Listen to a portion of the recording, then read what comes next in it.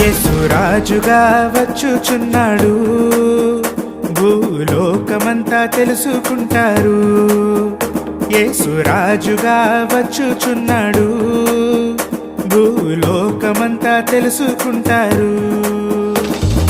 రవికోటి తేజుడు రమ్యమైన దేవుడు, రవికోటి తేజుడు రమ్యమైన దేవుడు, రారాజుగా వచ్చుచున్నాడు, రారాజుగా వచ్చుచున్నాడు.